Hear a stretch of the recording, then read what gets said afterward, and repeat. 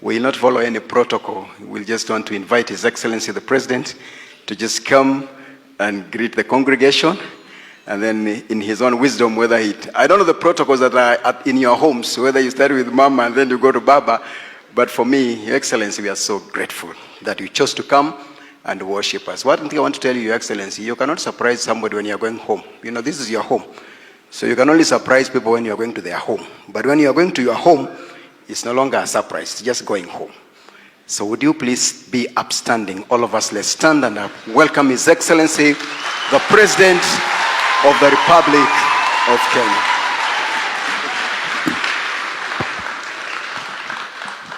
Good morning, church.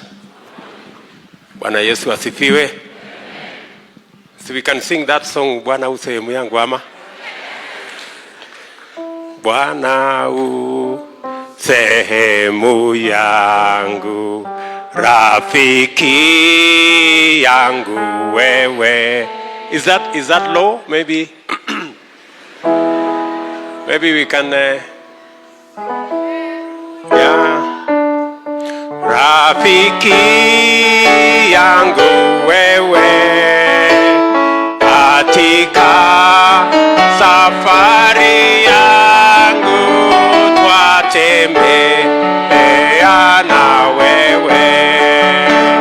Bwana u sehemu yangu, rafiki yangu wewe, katika safari yangu twatembea na wewe.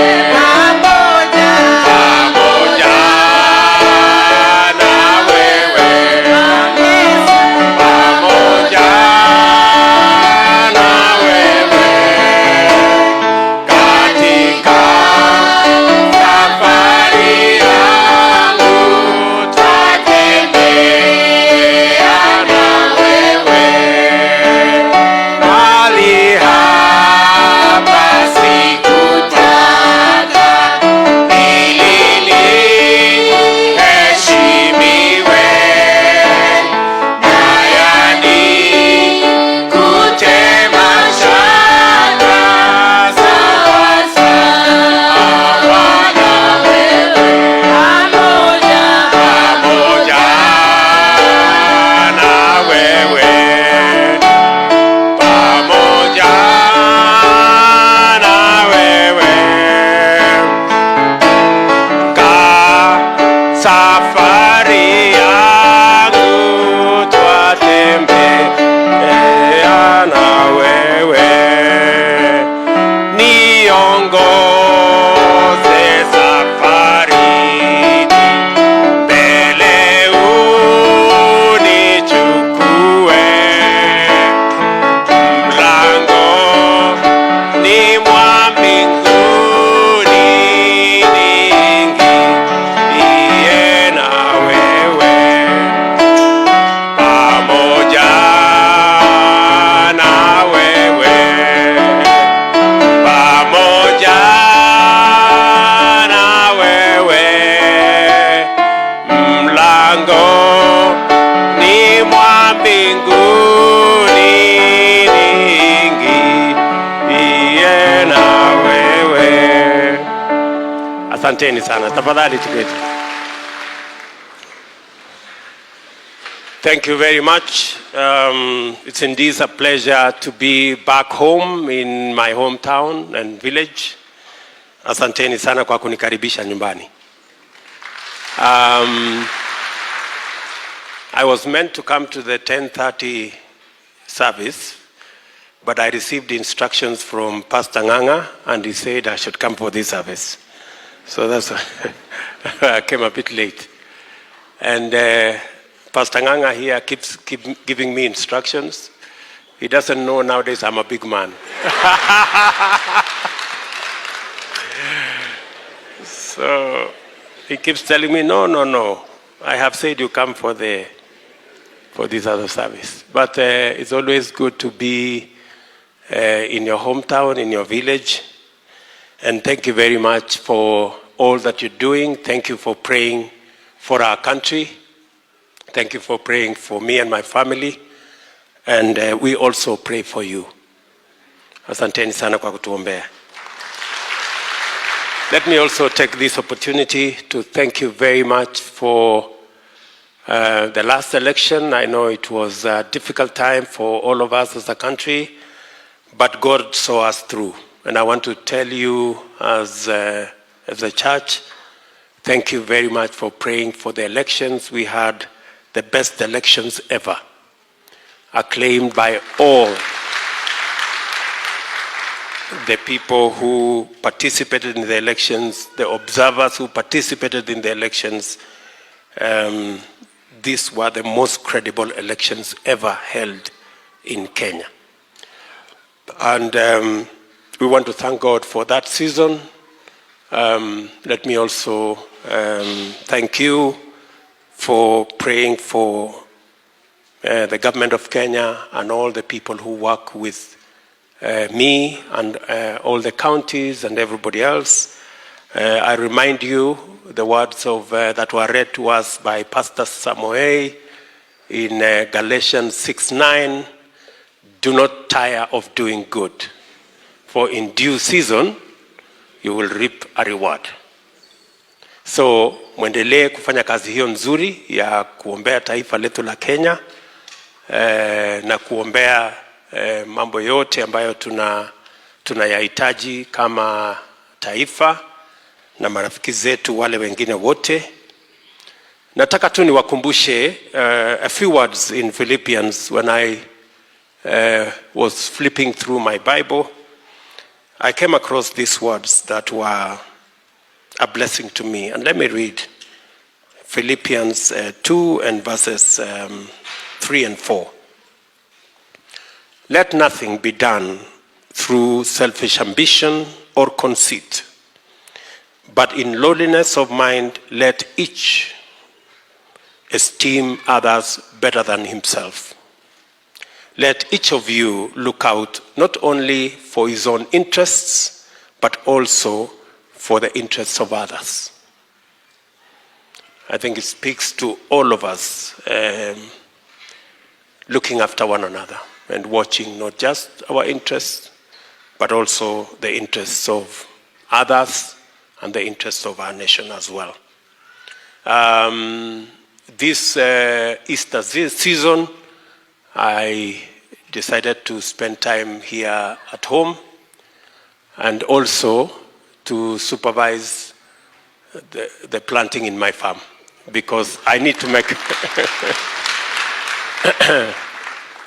I know we have a big debate in the country about the cost of living and how we need to reduce the cost of food, but it boils down to what we do as farmers. So as a farmer also, I came down here to look at what I can do to make a contribution to food production in our country so that we can reduce the cost of living. And this year I have purposed that I want to do twice in terms of productivity in my farm, so that I can make my small contribution to producing food in our nation and eventually to reduce the cost of living. I was very happy that when I met my fellow farmers at the village, we are all happy that at least fertilizer this year is half the cost of last year.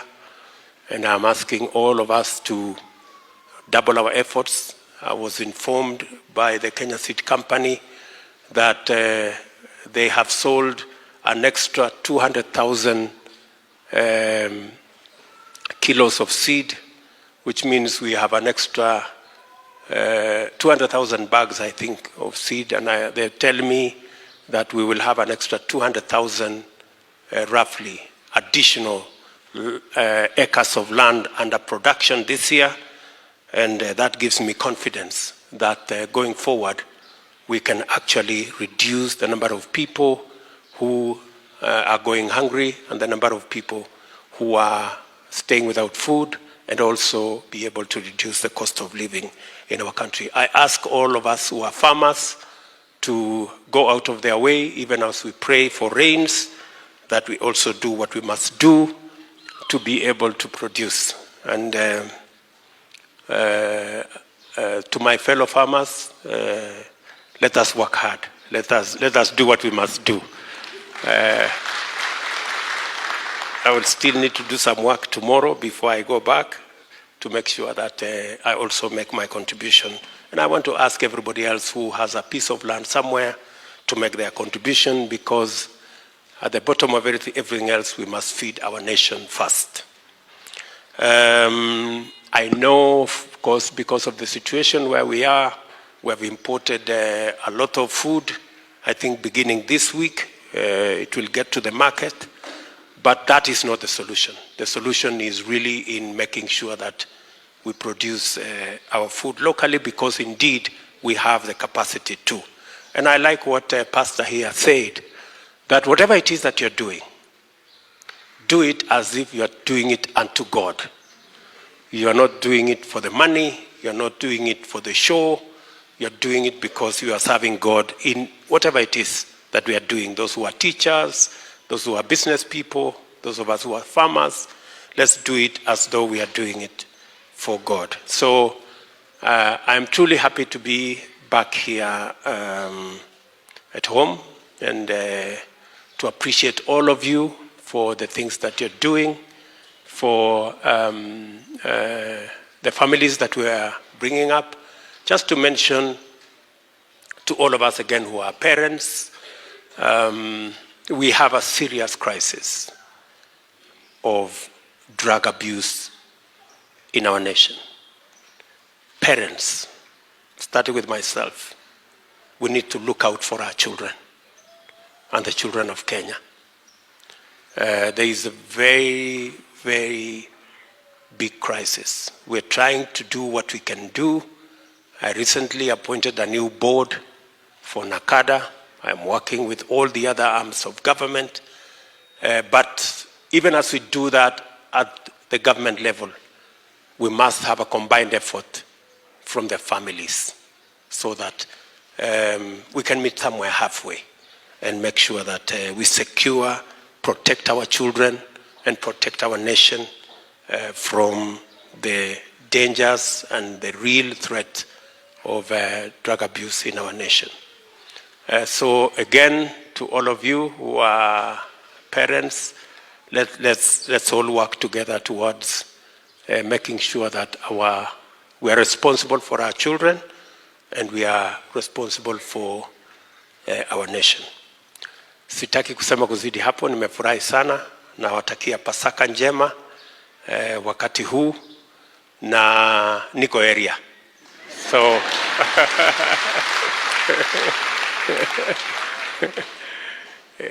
so let me ask Miss Rachel Ruto to come and say hello.